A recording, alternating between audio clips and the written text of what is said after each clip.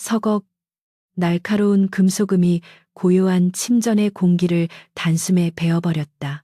칠흑 같은 어둠 속에서 들려온 그 소리는 마치 저승사자가 영혼을 거두기 위해 낯을 가는 소리처럼 섬뜩하게 고막을 파고들었다. 대전의 가장 깊숙한 곳, 왕의 침소인 강령전 안은 숨소리조차 들리지 않을 만큼 적막해야 마땅했으나 지금 그곳은 피비린내 나는 살기로 가득 차 있었다. 말단 내관, 만석은 화려한 십장생이 수놓아진 병풍 뒤에 몸을 구겨 넣은 채 터져 나오려는 비명을 틀어막고 있었다. 그의 심장은 마치 흉곽을 뚫고 나올 듯이 격렬하게 요동쳤고 식은땀이 등줄기를 타고 내려와 내일을 축축하게 적셨다. 방금 전까지만 해도 그는 단지 꺼져가는 촛불의 심지를 돋우고 향로의 재를 정리하기 위해 들어왔을 뿐이었다. 하지만 그가 목격한 것은 감히 천한 내관 따위가 보아서는 안 될, 아니 이 나라의 그 누구도 알아서는 안 될 끔찍한 광경이었다. 비단요 위에는 성군이라 칭송받던 주상 전하가 머리를 산발한 채 짐승처럼 웅크리고 있었다. 평소에 온화하고 지혜로운 눈빛은 온데간데 없고 흰 자위가 붉게 충혈된 눈동자는 허공을 향해 미친 듯이 번뜩였다. 전하의 손에 들린 서슬 퍼런 장검은 쉴 새 없이 허공을 가르고 있었는데 그것은 보이지 않는 적들과 싸우는 처절한 몸부림이었다. 저리 가라. 썩 물러가지 못할까. 내 놈들이 감히 누구 앞이라고. 왕의 입에서 터져 나오는 고함은 짐승의 포효와 같았고 입가에는 허연 거품이 부글거렸다. 만석은 자신의 눈을 의심했다. 낮에는 조정 신료들을 압도하는 카리스마와 백성을 굽어 살피는 인자함을 보여주던 그 왕이 맞는지 도저히 믿을 수 없었다. 왕은 마치 악귀에게 영혼을 잠식당한 사람처럼 벽에 걸린 그림자를 향해 칼을 휘두르다. 급기야는 자신의 용포 자락을 베어버리고 말았다. 붉은 용이 수놓아진 비단이 찢겨나가며 바닥에 흩어지는 모습은 마치 왕권의 추락을 예고하는 불길한 징조처럼 보였다. 만석은 숨을 멈추고 바닥에 납작 엎드렸다. 이대로 병풍 뒤에서 죽은 듯이 있다가 왕이 지쳐 쓰러지면 몰래 빠져나가야 한다고 본능이 경고하고 있었다. 그러나 운명은 가혹하게도 그를 벼랑 끝으로 내몰았다. 왕이 발작적으로 칼을 휘두르던 중 실수로 침상 옆에 놓인 청동 촛대를 쳐버린 것이다. 챙강 하는 요란한 소리와 함께 촛대가 바닥을 굴렀고 그 소리에 놀란 왕의 시선이 번개처럼 병풍 쪽으로 꽂혔다. 광기에 사로잡힌 왕의 감각은 맹수처럼 예민해져 있었다. 촛대가 구르는 소리 너머로 병풍 뒤에서 억눌린 채 새어나오는 미세한 숨소리를 놓칠 리 없었다. 누구냐? 거기 숨어서 엿보는 쥐새끼가 누구냐? 왕의 목소리는 낮게 깔려 있었지만 그 안에 담긴 살기는 방 안의 온도를 순식간에 얼어붙게 만들었다. 만석은 온몸이 마비된 듯 꼼짝할 수 없었다. 도망칠 수도 숨을 수도 없는 막다른 골목이었다. 왕은 천천히, 아주 천천히 병풍을 향해 다가왔다. 바닥을 끄는 발소리가 들릴 때마다 만석의 수명은 1년씩 줄어드는 것만 같았다. 마침내 왕의 손이 병풍을 거칠게 걷어찼고 웅크리고 있던 만석의 초라한 모습이 드러났다. 핏발선 왕의 눈과 공포에 질린 만석의 눈이 마주쳤다. 그 순간 만석은 자신이 이미 죽은 목숨임을 직감했다. 왕은 짐승이 먹잇감을 발견한 듯 입꼬리를 비틀며 웃었다. 내 놈이었구나. 내 그림자 속에 숨어 나를 비웃던 놈이 바로 내 놈이었어. 왕은 만석이 누구인지 왜 여기 있는지 따위는 중요하지 않았다. 그저 자신의 치부를 목격한 자, 자신의 광기를 엿본 자를 제거해야 한다는 본능만이 지배하고 있었다. 왕은 피 묻은 칼을 높이 쳐들었다. 칼 끝에서 뚝뚝 떨어지는 촛농인지 피인지 모를 붉은 액체가 만석의 이마 위로 떨어졌다. 만석은 원래 시골의 가난한 소장농의 아들로 태어나 입 하나라도 줄여보겠다는 부모의 뜻에 의해 어린 나이에 거세를 당하고 궁에 들어왔다. 지난 십수년간 그는 그림자처럼 살았다. 대전의 마당을 쓸고 똥오줌을 치우고 불을 켜고 끄는 잡일만을 도맡아 하며 눈에 띄지 않는 것을 생존의 법칙으로 삼아왔다. 그런 그가 오늘 밤 당번 내관이 갑작스런 복통을 호소하는 바람에 대타로 들어왔다가 역사상 가장 끔찍한 비밀과 마주하게 된 것이다. 죽음이 코앞에 닥친 순간 만석의 머릿속에는 고향에 두고 온 늙은 어머니의 얼굴이 스쳐 지나갔다. 살고 싶었다. 비굴하게라도 목숨을 부지하고 싶었다. 하지만 왕의 저 광기 어린 눈빛은 살려달라는 애원 따위가 통할 상대가 아니었다. 보통의 내관이라면 전하 죽여주시옵소서라며 납작 엎드렸겠지만 만석의 동물적인 감각은 다른 길을 가리켰다. 지금 왕에게 필요한 것은 목격자가 아니라 공범자 혹은 이 상황을 부정해줄 누군가였다. 왕의 칼날이 만석의 목을 내리치려는 찰나 만석은 바닥을 기어 왕의 발치로 돌진했다. 그것은 공격이 아니었다. 그는 왕의 다리를 붙잡는 대신 바닥에 굴러떨어져 아직 위태롭게 타오르고 있는 촛불을 향해 손을 뻗었다. 치익 타오르는 불꽃 심지를 맨손가락으로 꾹 눌러 비벼 끄는 소리가 끔찍하게 울렸다. 살타는 냄새가 코를 찔렀지만 만석은 비명 한마디 지르지 않았다. 방 안은 순식간에 완벽한 암흑천지로 변했다. 달빛조차 들지 않도록 두꺼운 휘장을 쳐놓은 방이었기에 촛불이 꺼지자 앞을 전혀 분간할 수 없게 되었다. 갑작스러운 어둠에 당황한 왕의 칼질이 허공을 갈랐고 왕은 중심을 잃고 휘청거렸다. 이놈 무슨 짓이냐. 불을 켜라. 당장 불을 켜란 말이다. 어둠 속에서 왕의 고함이 터져 나왔지만 그 목소리에는 분노보다 두려움이 섞여 있었다. 만석은 어둠 속에서 무릎을 꿇고 머리를 조아렸다. 그의 검지와 중지에서는 화상으로 인한 끔찍한 고통이 밀려왔지만 그는 목소리를 가다듬어 차분하고도 단호하게 말했다. 전하, 소인은 칠흑 같은 어둠이라 아무것도 보이지 않사옵니다. 이 방 안에는 오직 전하와 소인 그리고 고요한 어둠만이 있을 뿐이옵니다. 용포가 찢어진 것도 칼이 춤을 춘 것도 소인의 눈이 멀어보지 못하였으니 일어난 일이 아니옵니다. 어둠은 왕의 흉한 모습을 가려주었고 만석의 말은 왕의 수치심을 덮어주었다. 그것은 단순한 변명이 아니라 왕의 존엄을 지키기 위해 내관이 스스로의 눈을 비유적으로 찌른 행위였다. 씩씩거리는 왕의 거친 숨소리가 어둠 속에서 들려왔다. 왕은 당장이라도 소리나는 쪽으로 칼을 휘두를 수 있었지만 그러지 않았다. 잠시 후 팽팽하던 긴장의 끈이 조금씩 느슨해지는 기류가 흘렀다. 왕은 어둠 속에서 털썩 주저앉았다. 칼이 바닥에 떨어지는 소리가 둔탁하게 울렸다. 만석의 기지가 통한 것이다.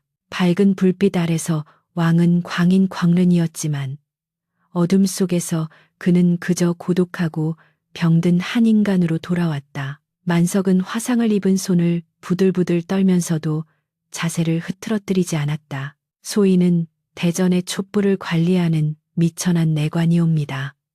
불이 꺼지면 세상의 모든 형상은 사라지고 오직 소리만이 남습니다. 소인은 오늘 밤 전하의 침소에서 아무것도 보지 못하였고 오직 옥체 미령하신 전하께서 잠꼬대 하시는 소리만을 들었을 뿐이옵니다. 만석의 말은 왕에게 퇴로를 열어주는 것이었다. 왕은 자신의 광증을 들켰다는 공포에서 벗어나 이것이 단지 잠꼬대였다는 명분을 얻게 된 셈이었다. 한참의 침묵이 흐른 뒤 어둠 속에서 왕의 목소리가 들려왔다. 아까의 광기 어린 고함이 아닌 지치고 쉰 목소리였다. 너의 이름이 무엇이냐? 왕이 물었다. 만석은 바닥에 이마를 댄 채 대답했다. 내관부 소속 김만석이라 하옵니다. 또다시 침묵이 흘렀다. 왕은 보이지 않는 어둠 속에서 만석이 있는 쪽을 응시하고 있을 것이었다.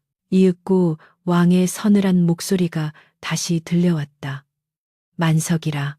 내 놈의 손가락 타는 냄새가 진동을 하는구나.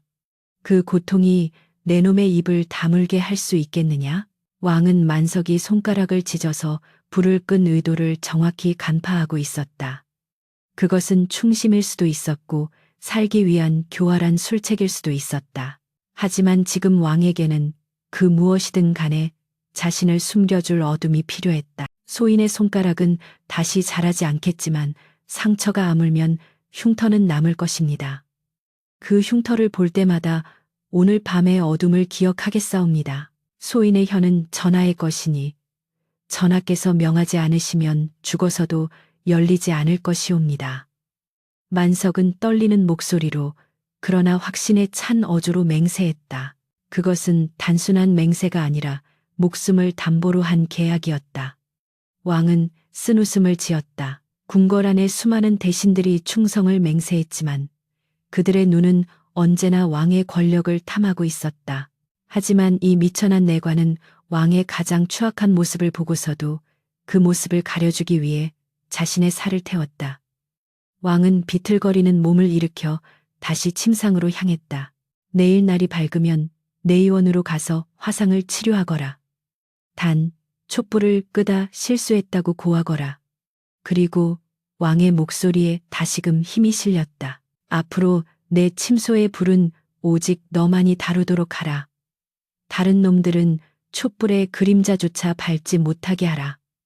이것은 승진의 명령이 아니었다. 죽을 때까지 왕의 비밀을 지키는 감옥에 갇히라는 형벌과도 같은 명령이었다. 만석은 성은이 망극하옵니다. 라고 대답하며 깊이 절했다. 하지만 그의 가슴속은 안도감보다는 앞으로 닥쳐올 거대한 폭풍우에 대한 두려움으로 가득 찼다. 그는 오늘 밤 목숨을 건졌지만 동시에 왕의 그림자가 되어버린 것이다. 그림자는 빛이 있는 한 결코 사라질 수 없는 존재였다. 만석이 조심스럽게 뒷걸음질 쳐 방을 빠져나오려 할 때 왕이 나지막이 중얼거리는 소리가 들렸다. 그들이 내 차에 독을 탔어. 붉은 꽃이 피는 독을. 만석은 그 소리를 못 들은 척하며 방문을 닫았다. 문 밖에 차가운 밤 공기가 뜨겁게 달아오른 그의 얼굴을 식혔지만 등골을 타고 흐르는 식은땀은 멈추지 않았다. 독이라니. 왕이 미친 것이 아니라 누군가 왕을 미치게 만들고 있다는 말인가. 만석은 자신의 타버린 손가락을 움켜쥐었다. 고통이 뇌수를 찌르는 듯했다. 이제 그는 단순히 왕의 수치스러운 비밀을 본 것을 넘어 영무와 암투가 소용돌이치는 궁중 비극의 한복판에 발을 들여놓게 된 것이다. 밤하늘에 뜬 달이 구름 뒤로 숨으며 궁궐은 더욱 깊은 어둠 속으로 잠겨들었다. 붕대로 칭칭감은 검지와 중지에서 느껴지는 욱신거림은 잠시도 멈추지 않고 만석의 뇌리를 파고들었다. 그것은 단순한 통증이 아니라 그가 짊어진 비밀의 무게를 상기시키는 형벌과도 같은 감각이었다. 그날 밤 이후 만석의 삶은 송두리째 뒤바뀌었다. 대전의 마당을 쓸던 빗자루 대신 그는 이제 왕의 침전 문고리를 잡고 밤을 지새우는 지밀지미의 위치에 서게 된 것이다. 겉보기에 그것은 말단 내관에게 내려진 파격적인 승차였고 동료 내관들의 시기 어린 눈총을 받기에 충분한 출세였다. 하지만 만석에게 그것은 살얼음판 위를 걷는 형국이었다. 그는 매일 밤 왕의 곁을 지키며 언제 터질지 모르는 활화산 같은 왕의 광기를 온몸으로 받아내야 했다. 낮에는 멀쩡하던 왕이 밤만 되면 식은땀을 흘리며 보이지 않는 귀신들과 싸우는 꼴을 지켜보는 것은 육체적인 피로보다 정신을 갉아먹는 고문이었다. 왕은 발작이 시작되면 어김없이 만석을 찾았다. 불을 꺼라. 놈들이 온다. 내 그림자를 밟으러 온다. 왕의 애원 섞인 명령이 떨어지면 만석은 익숙하게 촛불을 끄고 어둠 속에 왕과 단둘이 남았다. 어둠 속에서 왕은 어린아이처럼 만석의 옷자락을 붙잡고 떨었고 만석은 그런 왕을 다독이며 밤새 뜬 눈으로 새벽을 기다렸다. 궁궐 안의 소문은 발없는 말이 되어 천리를 갔다. 천한 똥치기 내관놈이 전하의 혼을 쏙 빼놓았다지? 밤마다 침전에서 무슨 요사스러운 짓을 꾸미는지 아무도 들이지 않는다더군. 수라간 나인들의 수군거림부터 고위 환관들의 노골적인 비아냥까지 만석을 향한 시선은 곱지 않았다. 특히 내관들의 우두머리인 상선 영감의 눈빛은 서늘하기 그지없었다. 자신의 권역을 침범당했다고 생각한 상선은 사사건건 만석을 트집 잡으려 들었으나 왕의 비호가 워낙 강경하여 감히 손을 대지 못하고 있었다. 그러나 만석이 진정으로 두려워해야 할 대상은 내관들이 아니었다. 조정의 실세이자 왕권을 끊임없이 견제해온 좌의정 김대감, 김자점이 그를 주시하기 시작한 것이다. 김대감은 여우 같은 눈썰미를 가진 자였다. 그는 왕이 최근 들어 국정 운영에 차질을 빚을 만큼 피로해하고 안색이 날로 흉해지는 것을 놓치지 않았다. 그리고 그 변화의 중심에 뜬금없이 등장한 말단 내관 만석이 있다는 사실을 간파했다. 어느 날 늦은 밤 만석이 내유원에서 왕의 탕약을 받아 대전으로 돌아오던 길이었다. 인적이 드문 회랑을 지나는데 갑자기 검은 그림자 두 개가 소리 없이 나타나 만석의 양팔을 낚아챘다. 비명을 지를 새도 없이 억센 소나기가 입을 틀어막았고 두꺼운 삼배 자루가 머리 위로 씌워졌다. 만석은 질질 끌려가며 발버둥 쳤으나 상대는 훈련받은 무사들인 듯 꼼짝도 할 수 없었다. 그들은 만석을 으슥한 창고 같은 곳에 던져 넣었다. 자루가 벗겨지자 눈부신 등불빛이 쏟아져 들어와 눈을 뜰 수 없었다. 시야가 확보되자 만석은 자신이 궐밖이 아닌 궁궐 구석진 곳의 빈 정각에 끌려왔음을 알게 되었다. 그리고 그 앞에는 비단 관복을 차려입은 사내가 뒷짐을 진 채 서 있었다. 좌의정 김대감이었다. 김대감은 만석을 벌레 보듯 훑어보며 비릿한 미소를 지었다. 내 놈이 그 대전의 총애를 받는다는 만석이란 놈이냐. 생긴 것은 꼭 밭갈다 온 머슴꼴이구나. 만석은 공포에 질려 바닥에 이마를 댔으며 엎드렸다. 대감마님, 소인이 무엇을 잘못하였기에. 김대감은 천천히 다가와 만석의 턱을 가신 발끝으로 툭 쳐서 들어 올렸다. 잘못이라 글쎄다. 네가 살지 죽을지는 지금부터 네 현올림에 달렸다. 김대감은 옆에 있던 하인에게 눈짓을 했고 하인은 묵직해 보이는 엽전 꾸러미를 만석의 눈앞에 던졌다. 짤랑거리는 소리가 유혹적으로 들렸지만 만석에게는 저승 노잣돈 소리처럼 들렸다. 내 요즘 주상 전하의 옥체가 심히 걱정되어서 말이다. 밤마다 침전에서 괴상한 소리가 들린다는 소문도 있고 촛불을 모두 끄고 구판이라도 버린다는 말도 들리는데 내 놈이 그 안에서 보고 들은 것을 소상히 고하거라. 전하께서 밤에 무엇을 하시느냐? 헛것을 보시지는 않더냐? 아니면 혼잣말을 중얼거리지 않더냐? 김대감의 질문은 날카로웠다. 그는 이미 왕의 광증을 의심하고 있었고 그것을 확증해 줄 증인을 찾고 있었던 것이다. 만석은 침을 꿀꺽 삼켰다. 여기서 왕의 비밀을 발설하면 이 돈을 챙겨 목숨을 부지할 수도 있을 것이다. 하지만 왕이 무너지면 자신의 비밀 서약도 깨지고 결국 죽은 목숨이 될 터였다. 무엇보다 그날 밤 어둠 속에서 느꼈던 왕의 떨림, 그 인간적인 나약함이 만석의 뇌리에 깊이 박혀 있었다. 대감마님, 억울하옵니다. 소인은 그저 전하의 잠자리를 봐드리고 불을 끄고 밤새 주무시는 것을 지킬 뿐이옵니다. 전하께서는 밤새 편안히 주무십니다. 가끔 국정에 대한 고뇌로 잠꼬대를 하시긴 하나 헛것을 보시거나 하지는 않사옵니다. 만석은 최대한 억울한 표정을 지으며 거짓을 고했다. 김대감의 눈매가 가늘어졌다. 편안히 주무신다? 그렇다면 왜 전하의 눈밑이 저리 검고 손을 떠시는 것이냐? 내 놈이 감히 내 앞에서 거짓부렁을 늘어놓는구나. 김대감의 손짓 한 번에 뒤에 서 있던 무사들이 몽둥이를 들고 다가왔다. 이놈의 혓바닥이 너무 뻣뻣해서 진실을 뱉지 못하는 모양이니 좀 부드럽게 만들어 주어라. 무자비한 매질이 시작되었다. 억, 으악, 둔탁한 파열음과 함께 만석의 등과 허벅지에 불이 붙은 듯한 고통이 터졌다.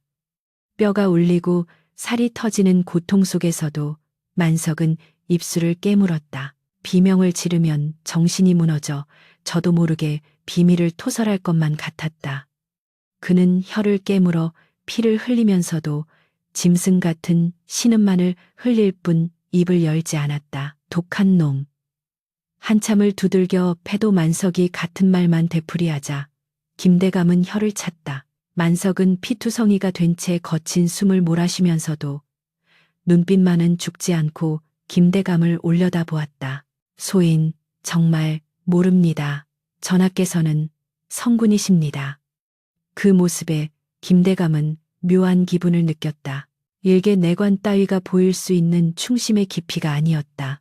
혹은 왕이 이놈에게 엄청난 약점을 잡혔거나 아니면 이놈도 모를 만큼 왕이 철저히 연기하고 있거나 둘 중 하나였다. 더 이상 때려봤자 시체만 만들 뿐이라는 것을 직감한 김대감은 손을 저어 매질을 멈추게 했다. 오늘은 이만 놔주어라.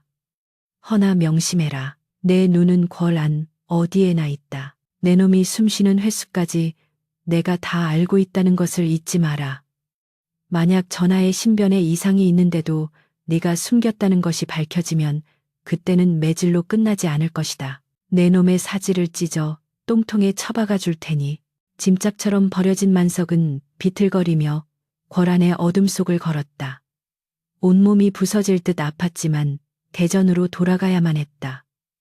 왕이 기다리고 있었다. 절뚝거리며 강령전에 도착했을 때 왕은 이미 반쯤 공황 상태에 빠져 있었다. 만석의 피투성이 몰골을 본 왕의 눈이 휘둥그레졌다. 만석아. 꼴이 왜 이러느냐? 누구냐? 누가 너를 이렇게 만들었어? 왕이 다급히 다가와 만석의 어깨를 잡았다. 왕의 손은 뜨거웠다. 고열에 시달리고 있는 것이 분명했다. 만석은 찢어진 입술로 억지 미소를 지어 보였다. 아무것도 아니옵니다. 전하. 어두워서 넘어졌사옵니다. 그저 돌부리에 걸려 굴렀을 뿐이옵니다. 만석은 김대감의 이름을 입에 올리지 않았다. 지금 왕의 상태로 김대감과 맞붙었다간 왕이 광분하여 스스로 파멸의 길로 들어설 것이 뻔했기 때문이었다. 왕은 만석의 말이 거짓임을 알았지만 더 캐묻지 못했다. 자신의 무력함이 자신의 광기가 죄 없는 아랫사람을 다치게 했다는 자책감이 왕의 가슴을 찔렀다. 미안하다. 미안하다. 만석아. 내가 못나서, 내가 미쳐서 너를 고생시키는구나. 왕은 눈물을 흘리며 만석의 손을 잡았다. 붕대 감긴 손과 피 묻은 손이 맞잡혔다. 그 순간 만석은 묘한 감정을 느꼈다. 지엄한 국왕과 천한 내관의 관계가 아니라 벼랑 끝에 몰린 두 인간이 서로를 의지하는 동질감이었다. 하지만 감상에 젖어 있을 시간은 없었다. 왕의 증세가 심상치 않았다. 왕은 헛것을 보는 것을 넘어 이제는 피부에 벌레가 기어가는 듯하다며 팔을 긁어대기 시작했다. 가렵다. 뼛속이 가려워. 불이 타는 것 같아. 왕이 괴로워하며 긁은 자리에는 붉은 반점이 피어올랐다. 만석은 문득 일장 마지막에 왕이 중얼거렸던 말을 떠올렸다. 붉은 꽃이 피는 독. 단순한 헛소리가 아닐지도 모른다는 의심이 확신으로 바뀌는 순간이었다. 김대감이 그토록 집요하게 왕의 상태를 캐내려 했던 이유도 혹시 자신이 쓴 독의 효과를 확인하려던 것은 아닐까? 만석은 왕을 침상에 눕히고 젖은 수건으로 왕의 이마를 닦아내며 생각에 잠겼다. 김대감은 왕이 미쳤다는 증거를 찾아 폐위시키려 하고 있다. 왕은 누군가 자신을 독살하려 한다는 공포에 사로잡혀 진짜로 미쳐가고 있다. 이 죽음의 수레바퀴를 멈추지 않으면 왕도 만석도 모두 끝장이다. 창호지 문 너머로 희미하게 동이 터오고 있었다. 만석은 결심했다. 단순히 비밀을 지키는 것만으로는 부족했다.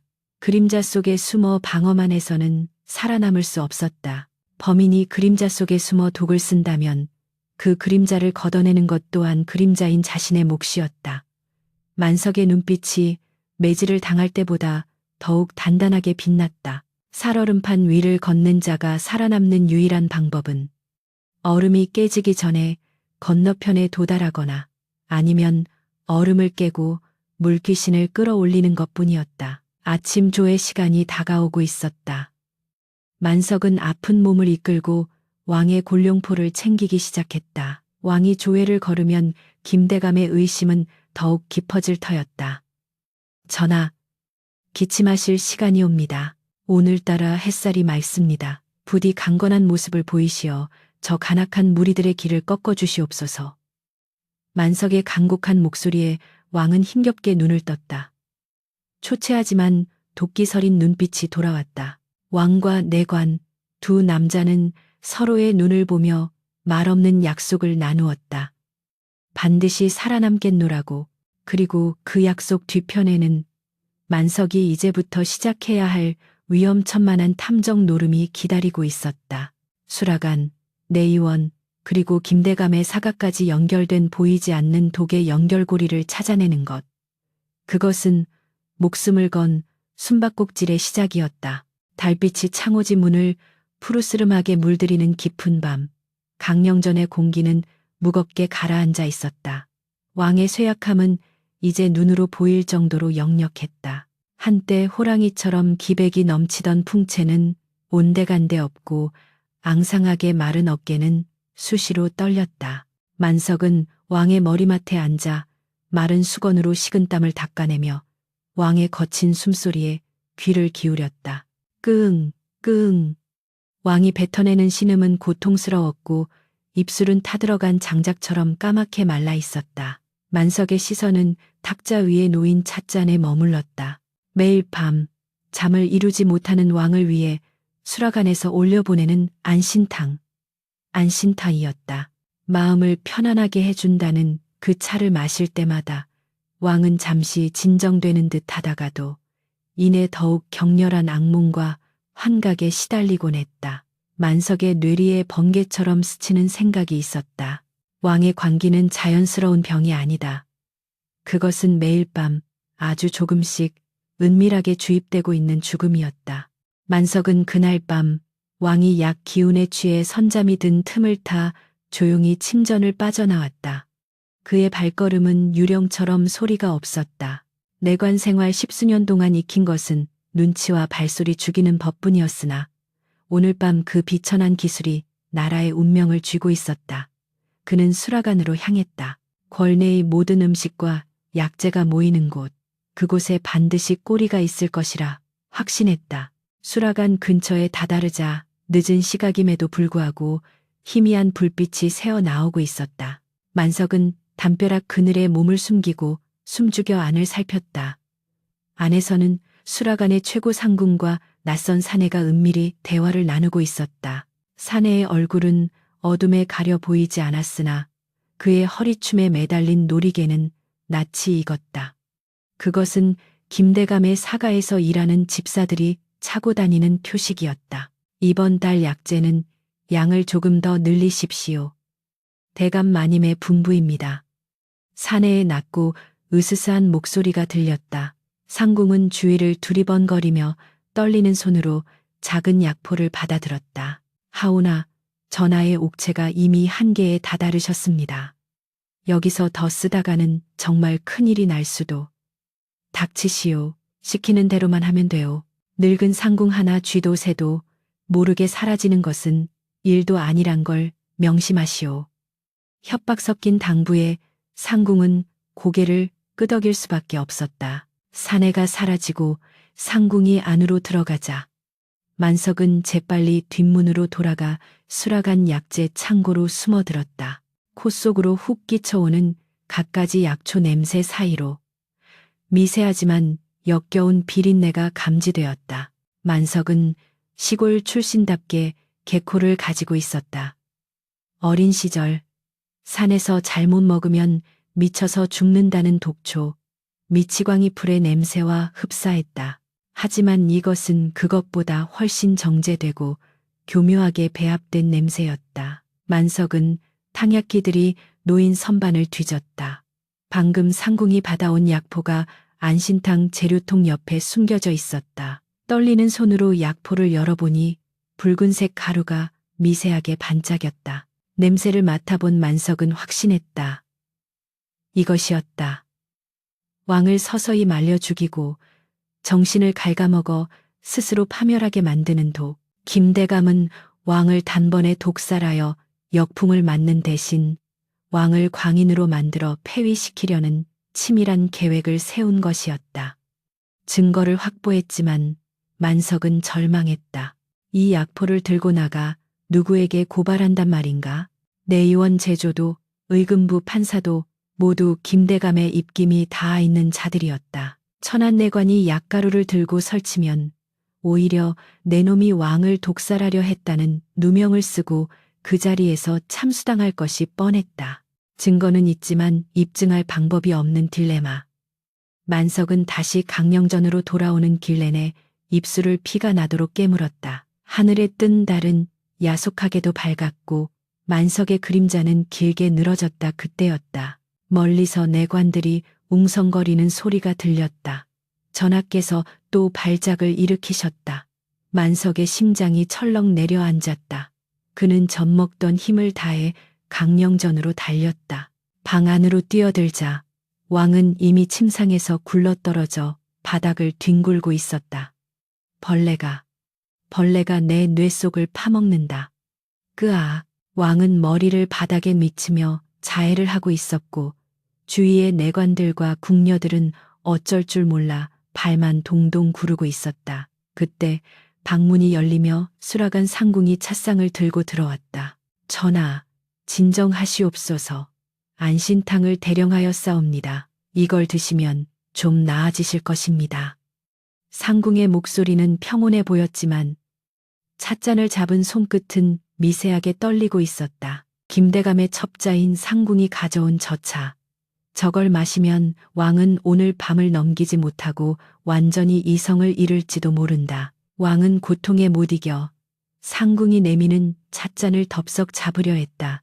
멈춰야 했다. 하지만 어떻게 멈추십시오 라고 소리쳐봤자 아무도 믿지 않을 것이며 독이 들었다고 해도 검증하는 과정에서 바꿔치기 당하면 그만이었다. 그 짧은 찰나 만석의 머릿속에 번뜩이는 하지만 치명적인 계책이 떠올랐다. 왕이 찻잔을 입에 가져가려는 순간 만석이 바닥을 박차고 튀어나갔다. 전하, 탕약이 너무 뜨겁사옵니다. 소인이 먼저 기미 치회하여 온도를 맞추겠나이다. 만석의 행동은 무례하기 짝이 없었다. 왕이 마시려는 것을 가로채는 것은 죽어 마땅한 죄였다. 그러나 만석에게는 망설일 시간이 없었다.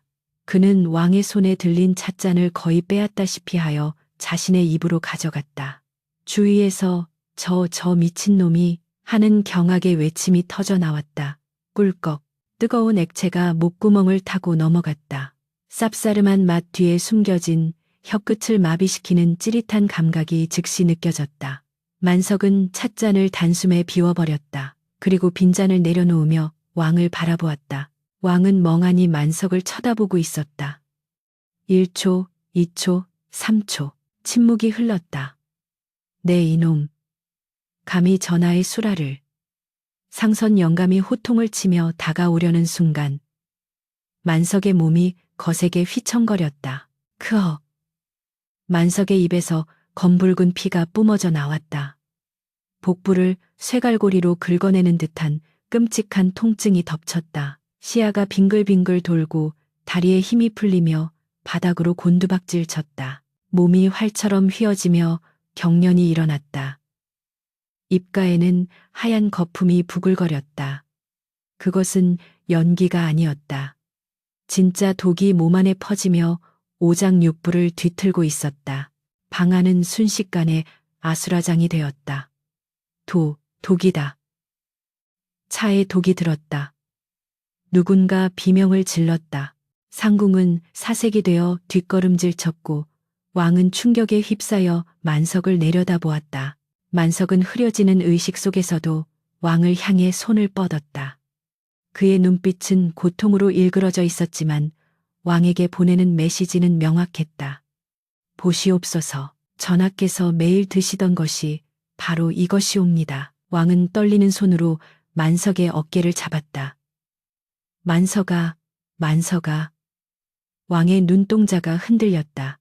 그동안 자신의 광기가 병인 줄로만 알았던 왕은 눈앞에서 피를 토하며 쓰러진 만석을 보고서야 깨달았다. 자신이 미친 것이 아니라 누군가 자신을 죽이려 했다는 명백한 진실을. 만석이 마신 저 차는 바로 자신이 마실 차였다. 만석은 자신의 목숨을 던져 그 찻잔 속에 담긴 진실을 끄집어낸 것이다. 왕의 가슴속 깊은 곳에서 뜨거운 것이 치밀어 올랐다. 그것은 두려움이 아니었다. 자신을 대신해 죽어가는 저 충직한 사내에 대한 연민, 그리고 자신을 쥐락펴락하며 조롱해온 보이지 않는 적들에 대한 끓어오르는 분노였다. 의관, 어의를 불러라. 당장 어의를 부르란 말이다. 왕이 짐승처럼 포효했다. 그 목소리에는 더 이상 병약한 왕의 나약함이 없었다. 서슬퍼런 군주의 위엄이 서려 있었다. 만석은 왕의 고함 소리를 들으며 희미하게 미소 지었다. 고통은 끔찍했지만 마음만은 편안했다. 이제 왕은 알게 되었다. 그림자 속에 숨어있던 독사가 드디어 꼬리를 밟힌 것이다. 만석의 의식은 점차 어둠 속으로 가라앉았다. 전하, 부디 살아남으소서. 이놈의 목숨값으로 부디 각성하소서. 만석의 고개가 툭 떨어졌다. 왕은 만석을 품에 안고 주위를 둘러보았다. 그의 눈빛은 도끼 어린 차가움으로 번뜩였다. 안신탕을 가져온 상궁은 이미 바닥에 주저앉아 벌벌 떨고 있었다. 달빛이 구름에 가려지고 궁궐에는 폭풍전야의 긴장감이 감돌았다. 만석이 피로 쓴 고발장은 이제 왕의 손에 쥐어졌다. 이것은 단순한 중독 사고가 아니었다. 왕권을 향한 정면 도전에 대한 선전포고였다. 왕은 의식을 잃은 만석을 내려다보며 나지막이, 그러나 뼈에 사무치는 목소리로 맹세했다. 내 기필코 살려낼 것이다. 네가 나를 살렸으니 나 또한 너를 살릴 것이다. 그리고 감히 짐의 그림자를 밟고 너를 해하려 한 놈들, 그놈들의 피로 이 바닥을 씻어내리라. 왕은 더 이상 미친 왕이 아니었다. 독을 삼킨 사내가 왕의 잠든 야성을 깨운 것이다. 밤은 깊었으나 강령전의 촛불은 이제 그 어느 때보다 뜨겁게 타오르고 있었다. 차가운 빗방울이 만석의 뜨거운 이마를 때렸다. 정신이 혼미한 가운데 느껴지는 것은 살을 파고드는 오랏줄의 감촉과 코끝을 찌르는 비릿한 피냄새, 그리고 죽음의 그림자가 드리운 축축한 흙냄새뿐이었다. 눈을 뜨려 노력했지만 도끼운이 아직 전신을 휘감고 있어 시야는 물먹은 창호지처럼 흐릿했다. 그가 끌려 나온 곳은 의금부의 추국장 퇴례찬이었다. 붉은 관복을 입은 형리들이 도깨비처럼 서 있었고 그 너머 높은 단상에는 좌회정 김대감이 서리빨 같은 표정으로 내려다보고 있었다. 만석이 쓰러진 직후 김대감은 즉시 그를 영모의 죄인으로 몰아 의금부로 압송했다. 죄목은 시의 미수, 왕의 탕약에 독을 타려다 실수로 자신이 마시고 쓰러졌다는 말도 안 되지만 권력 앞에서는 진실이 되는 억지 논리였다. 김대감에게는 만석이 독을 탔느냐 안 탔느냐는 중요하지 않았다. 왕이 독의 존재를 알아차리기 전에, 그리고 만석이 입을 열기 전에 그를 독살범으로 만들어 처형해 버리는 것이 시급했다. 죄인 김만석은 듣거라. 김대감의 호령이 천둥처럼 추국장을 울렸다. 감히 지존의 옥체에 해를 가하려 탕약에 독을 탔으니 이는 능지처참에 처해도 모자랄 대역죄다. 내 놈이 뱉어낸 그 검은 피가 바로 내 더러운 죄의 증거가 아니더냐. 만석은 찢어진 입술을 달싹였으나 목소리가 나오지 않았다. 독이 성대를 마비시킨 탓이었다. 억울함에 가슴이 터질 것 같았지만 할 수 있는 것은 그저 거친 숨을 몰아쉬며 바닥에 진흙을 손톱으로 긁는 것뿐이었다. 형틀에 묶인 그의 몸은 이미 만신창이었다. 독을 빼낸답시고 억지로 먹인 잿물 때문에 속은 뒤집어졌고 이어진 고문으로 정강이 뼈가 으스러질 듯 아팠다. 김대감은 시간을 끌 생각이 없었다. 저놈이 독 기운에 헛소리를 하기 전에 즉시 참수하여 그 목을 저잣거리에 내걸어라. 이것은 종묘사직을 지키기 위한 충정의 결단이다. 망나니가 춤을 추며 시퍼런 칼날에 물을 뿜었다. 푸 흩날리는 물방울이 만석의 목덜미를 적셨다. 만석은 눈을 감았다. 이렇게 끝나는 것인가? 왕을 살리기 위해 독을 삼켰으나 결국 역적의 누명을 쓰고 죽는 것이 그림자의 운명인가?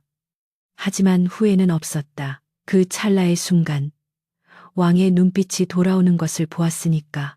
왕이 살아남는다면 언젠가는 자신의 억울함도 밝혀지리라 믿으며 만석은 목을 길게 뺐다. 칼날이 허공을 가르며 내려오는 섬뜩한 바람 소리가 귓가를 스쳤다. 멈추어라. 뇌성병력 같은 고함이 추국장의 빗줄기를 뚫고 터져나왔다. 그 소리의 위엄에 망나니의 칼이 만석의 목바로 위에서 딱 멈추어 섰다. 모든 시선이 소리가 난 곳으로 쏠렸다.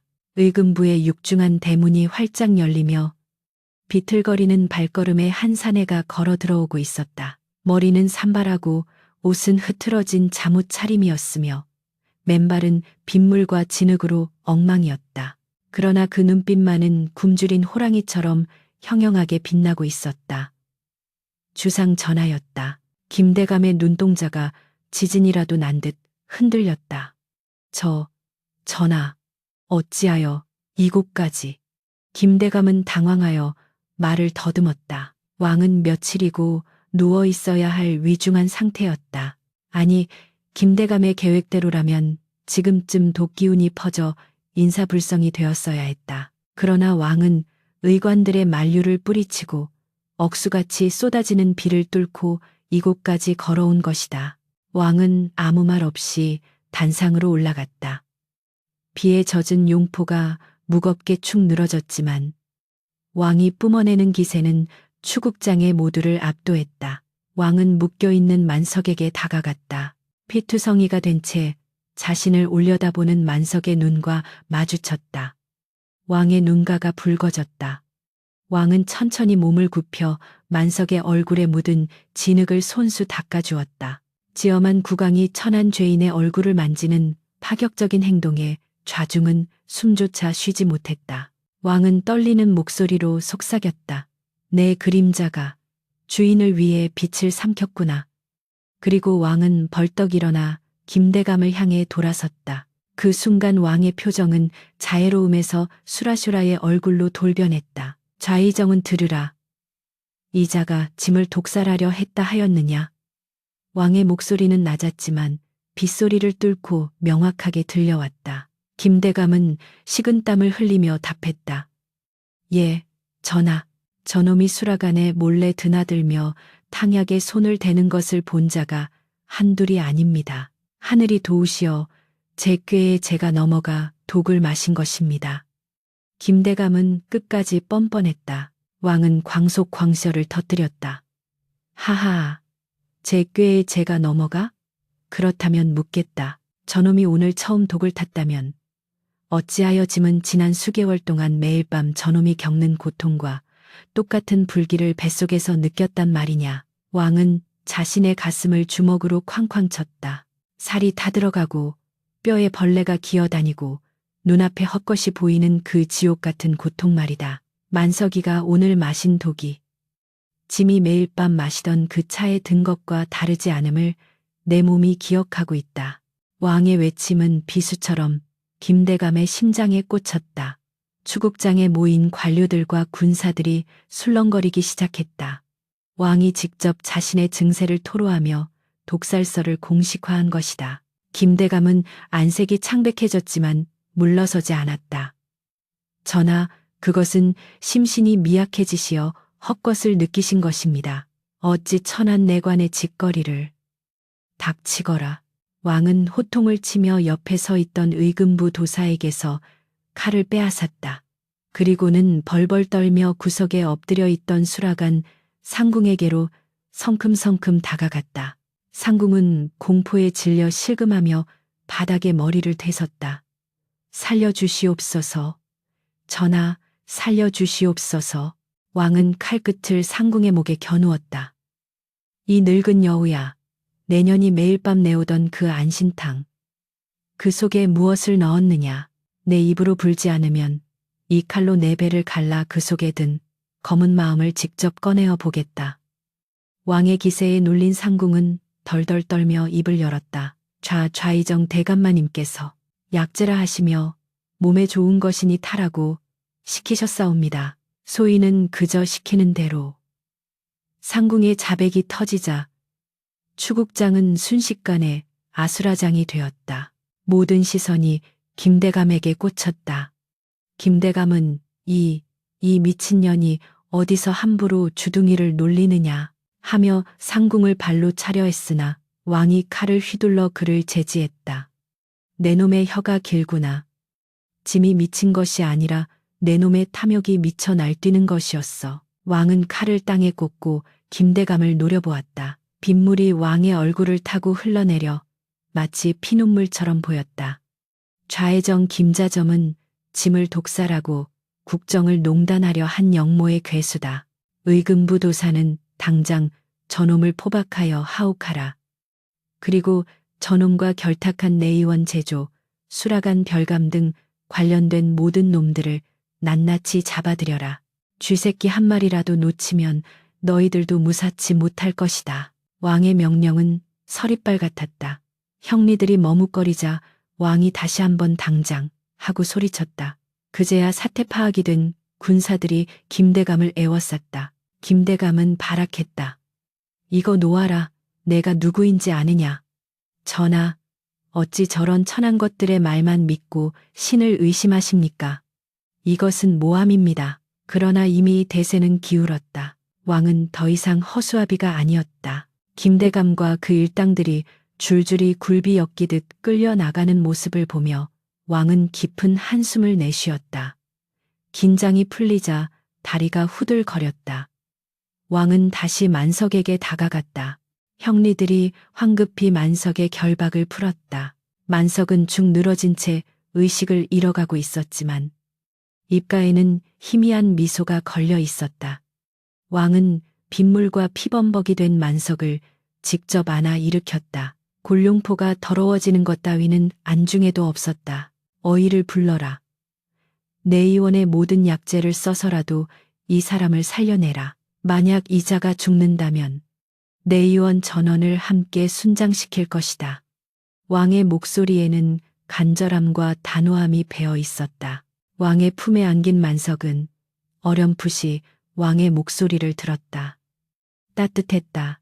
태어나서 처음 느껴보는 온기였다. 거세된 내관으로 살며 평생 누군가의 그림자로 감정 없는 도구로 취급받았던 그였다. 하지만 지금 이 순간 그는 조선의 지존에게 가장 소중한 사람으로 대접받고 있었다.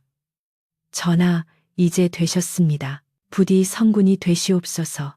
만석은 속으로 마지막 인사를 건네며 깊은 어둠 속으로 빠져들었다. 비는 그치지 않고 계속 내렸지만 추국장의 공기는 더 이상 차갑지 않았다. 왕은 만석을 안고 대전으로 향했다. 내관들이 가마를 대령하려 했으나 왕은 고개를 저었다. 왕은 자신의 두 발로 자신의 생명의 은인을 안고 걸어갔다. 빗속을 걸어가는 왕의 뒷모습은 그 어느 때보다 거대해 보였다. 그것은 권력의 무게가 아니라 생명의 무게를 짊어진 진정한 군주의 모습이었다. 궁궐의 사람들은 엎드려 그 모습을 지켜보았다. 왕의 광증이라 불리던 어둠의 시대가 끝나고 피로 씻겨진 새로운 아침이 오고 있음을 모두가 직감했다. 그러나 그 아침을 열기 위해 쓰러진 작은 촛불 하나가 다시 타오를 수 있을지는 오직 하늘만이 알고 있을 일이었다. 만석의 가늘게 떨리는 손끝에서 빗방울이 뚝뚝 떨어졌다. 마치 그가 흘리지 못한 눈물처럼 봄바람에 실려온 매화 향기가 코끝을 간지럽혔다. 짙게 깔려있던 피비린내와 곰팡내 대신 생명이 움트는 향긋한 냄새가 만석의 의식을 천천히 깨웠다. 무겁게 내려앉았던 눈꺼풀을 힘겹게 들어 올리자 눈부신 햇살이 창살 틈으로 쏟아져 들어와 먼지들과 함께 춤을 추고 있었다. 이곳은 차가운 의금부의 감옥도 퀴퀴한 내관들의 숙소도 아니었다. 은은한 양냄새가 감도는 정갈하고 따뜻한 온돌방이었다. 만석은 마른 침을 삼키며 몸을 일으키려 했으나 뱃속 깊은 곳에서 올라오는 둔탁한 통증에 윽 하고 신음을 흘리며 다시 자리에 누웠다. 독은 빠져나갔으나 그 독이 핥히고 간 상처는 오장육부에 깊은 흉터를 남긴 모양이었다. 하지만 살아있었다.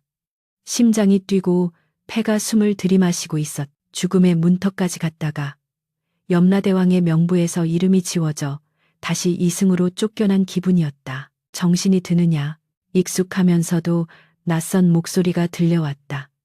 만석이 고개를 돌리자 침상 곁 의자에 앉아 책을 읽고 있던 사내가 책을 덮으며 그를 바라보았다. 골룡포가 아닌 수수한 평복 차림이었지만 그 기품과 위엄은 감출 수 없었다.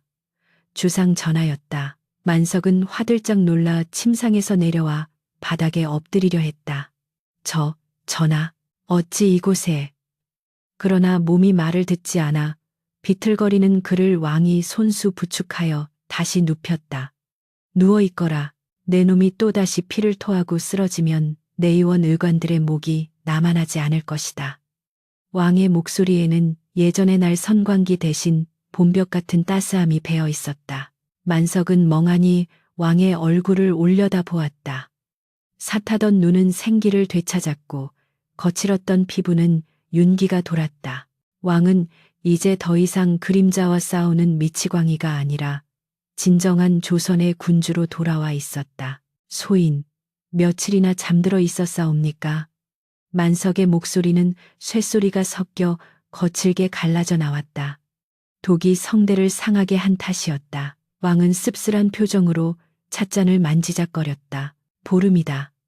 네가 사경을 헤매는 동안 궐 밖에 매화가 다지고 벚꽃이 피었다. 그 사이 궐 안에도 많은 비바람이 몰아쳤지.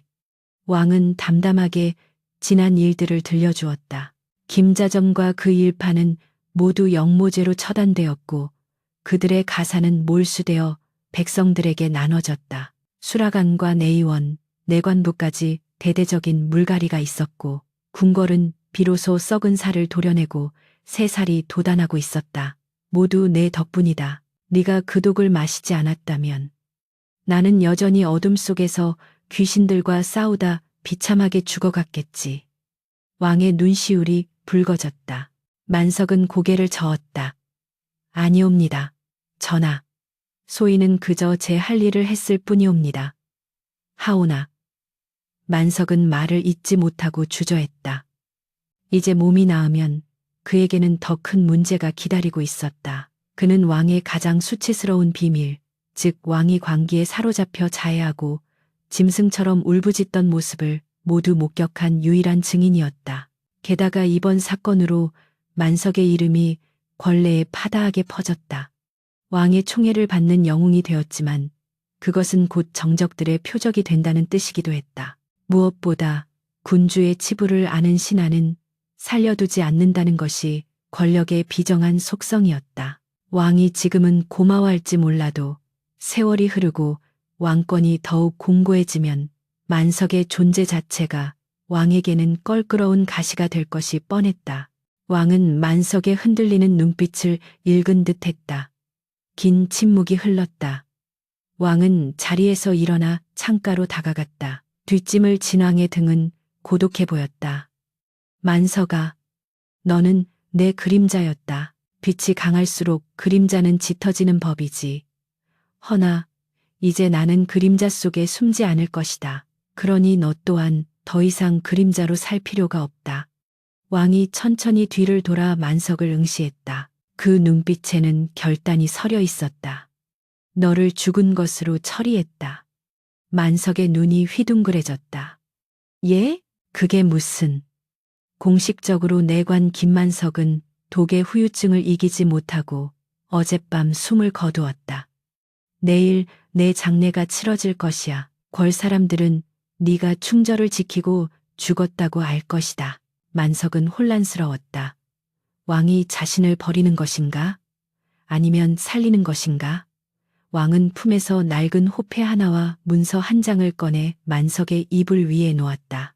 이것은 새로운 신분패와 한양에서 멀리 떨어진 강원도 산골의 작은 집 문서다. 재물도 평생 먹고 살 만큼 마련해 두었다. 오늘 밤 은밀히 궐 밖으로 나가는 가마가 대기하고 있을 것이다. 그 가마를 타고 궐을 떠나거라. 그리고 다시는 한양 땅을 밟지 말거라. 왕의 목소리가 미세하게 떨렸다. 그것은 축객령 주커린이 아니었다. 왕의 비밀을 아는 자가 궐 안에 있으면 언젠가는 죽임을 당할 수밖에 없는 운명을 알기에 왕이 베풀 수 있는 최고의 자비이자 배려였다. 만석을 살리기 위해 만석이라는 존재를 세상에서 지워버린 것이다. 만석은 떨리는 손으로 호패를 쥐었다. 박노인, 그것이 그의 새로운 이름이었다. 내관 김만석은 죽고 평범한 촌로 박노인으로 다시 태어나는 순간이었다. 눈물이 볼을 타고 흘러내렸다. 엎드려 절을 하려 하자 왕이 다가와 그의 어깨를 꽉 잡았다. 절하지 마라. 이제 너와 나는 군신 관계가 아니다. 너는 내 생명의 은인이고 나는 빚진 사내일 뿐이다. 가서 부디 평안히 살아라. 낚시나 하고 흙이나 만지며 세상의 더러운 꼴 따위는 보지 말고 그렇게 자유롭게 살아라. 왕의 따뜻한 손길이 만석의 어깨를 토닥였다. 그것이 마지막이었다. 왕은 뒤도 돌아보지 않고 방을 나갔다. 문이 닫히고 남겨진 만석은 호패를 가슴에 품고 오열했다. 그것은 슬픔의 눈물이 아니라 족쇄가 풀린 자의 뜨거운 해방감이었다. 세월은 유수와 같이 흘러 10년이라는 시간이 지났다. 강원도 영월의 동강 동정 줄기가 굽이치는 한적한 강가. 가을 햇살이 강물 위에 부서져 금비늘처럼 반짝이고 있었다. 강가 바위에 앉아 낚싯대를 들이운 늙은 사내가 있었다. 희끗희끗한 머리에 굵게 패인 주름, 그리고 촌부의 허름한 옷차림을 한 그는 마치 풍경의 일부처럼 고요했다. 만석이었다. 아니, 이제는 박노인이라 불리는 사내였다. 낚싯줄 끝에 매달린 찌가 까딱거렸지만 그는 챔질을 할 생각이 없는 듯 무심하게 강물만 바라보고 있었다. 그의 곁에는 반쯤 비워진 탁주 한 병과 낡은 찻잔 하나가 놓여 있었다. 그의 손가락은 여전히 흉측했다. 불에 타 뭉러진 검지와 중지는 10년 전 그날 밤에 뜨거웠던 촛불을 증거하고 있었다. 가끔 비가 오면 욱신거렸지만 그 통증조차 이제는 친구처럼 느껴졌다. 궁궐에서의 삶은 전생의 기억처럼 아득했다. 화려한 용포도, 서슬퍼런 권력 다툼도, 피냄새 나는 음모도 이곳 강가에는 없었다. 오직 흐르는 물소리와 바람소리뿐이었다. 그는 가끔 궁금했다. 그분은 잘 계실까? 여전히 밤잠을 설치지는 않으실까? 성군이 되어 백성들의 칭송을 듣고 계실까? 소문으로 듣자 하니 나라는 태평성대라 했다. 그것으로 좋겠다. 고기가 꽤나 역물인가 봅니다. 미끼만 따먹고 도망가는 걸 보니 등 뒤에서 묵직한 목소리가 들려왔다. 만석은 흠칫 놀라 고개를 돌리지 못했다. 심장이 10년 전 그날처럼 쿵쾅거리기 시작했다. 절대 잊을 수 없는 목소리, 꿈에서도 그리워했던, 그러나 다시는 들어서는 안 될 그 목소리였다. 자갈 밟는 소리가 가까워지더니 갓을 쓰고 도포를 입은 한 선비가 만석의 옆 바위에 털썩 주저앉았다. 세월의 흔적이 내려앉아 흰 수염이 성성했지만 그 눈빛만은 여전히 맑고 깊었다. 왕이었다. 아니, 지금은 자맹을 나온 선비일 뿐이었다. 호위무사 하나 대동하지 않고 홀로 온 듯했다. 만석은 황급히 낚싯대를 놓고 바닥에 내려와 엎드리려 했다. 그러나 선비는 손을 들어 제지했다. 어허, 여보게, 낚시터에서는 고기를 잡는 사람이 주인일세.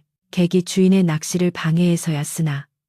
선비는 껄껄 웃으며 만석의 옆에 놓인 빈 술잔을 집어들었다. 목이 마르던 차에 잘 되었군. 술 한 잔 주시겠소? 만석은 떨리는 손으로 병을 들어 잔에 술을 따랐다. 술이 넘치지 않도록 조심했지만 손끝의 떨림은 어쩔 수 없었다. 선비는 가득 찬 술잔을 단숨에 비우고는 그 맛이 좋구려. 아니 한양에 빚어놓은 술보다 훨씬 깊은 맛이 나오. 하며 너스레를 떨었다. 두 사람 사이에는 긴 대화가 필요 없었다. 선비는 강물을 바라보며 혼잣말처럼 중얼거렸다. 자네가 떠난 뒤 나는 밤에 불을 끄지 않고도 잘 수 있게 되었네. 악몽도 사라졌지. 가끔은 내 그림자가 너무 옅어진 것 같아 허전할 때도 있지만 말이네. 그것은 왕이 만석에게 보내는 최고의 찬사였다. 네가 가져간 내 그림자 덕분에 내가 빗속에 살 수 있었다는 고백이었다. 만석은 목이 메어 아무 말도 할 수 없었다. 그저 묵묵히 다시 술을 따를 뿐이었다. 선비는 만석의 흉터진 손가락을 잠시 응시하다가 자신의 따뜻한 손으로 그 손등을 덮었다. 고맙네. 살아서 이렇게 늙어주어서. 선비는 오래 머물지 않았다. 해가 뉘엿뉘엿 서산으로 넘어갈 때쯤 그는 자리에서 일어났다. 다시 올 일은 없을 걸세. 그러니 부디 강물처럼 흘러가시게. 어디에도 매이지 말고. 선비는 바람처럼 왔다가 바람처럼 사라졌다. 멀어지는 선비의 뒷모습을 보며 만석은 그제야 땅에 머리를 대고 큰 절을 올렸다. 전하 만수무강하시옵소서. 부디 강건하시옵소서. 억눌러왔던 울음이 터져나왔지만 강물 소리가 그 울음을 삼켜주었다. 다시 혼자가 된 강가. 붉은 노을이 강물을 피처럼 아니 비단처럼 붉게 물들였다. 만석은 낚싯대를 거두었다. 고기는 한 마리도 잡지 못했지만 빈망태기가 그 어느 때보다 무겁게 느껴졌다. 그의 가슴 속에 가득 찬 충만함 때문이었다. 왕은 약속을 지켰고 만석 또한 약속을 지켰다. 비밀은 영원히 강물 속에 묻혔고 두 사내의 인연은 흐르는 물결 위에 띄워보냈다. 만석은 주섬주섬 짐을 챙겨 일어섰다. 저 멀리 초가집 굴뚝에서 저녁 연기가 피어오르고 있었다. 돌아갈 집이 있다는 것, 기다리는 따뜻한 밥상이 있다는 것, 그것이 그가 목숨을 걸고 지켜낸 평범하지만 위대한 행복이었다.